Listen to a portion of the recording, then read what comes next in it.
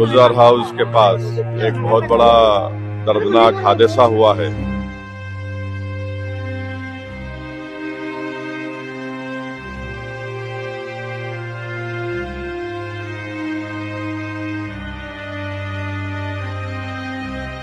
एक घर के, एक परिवार के, खानदान के 17 लोगों की मौत हुई है। ये बड़ी तकलीफ की बात है कि ये जो फैमिली है ये पिछले 100 साल से यहाँ पर रह रही है। मोर देन 100 ईयर्स से यहाँ पर रहने वाले लोग हैं। बड़ी तकलीफ की बात है। मैं अपनी तरफ से उनको ताज़ियत देता हूँ।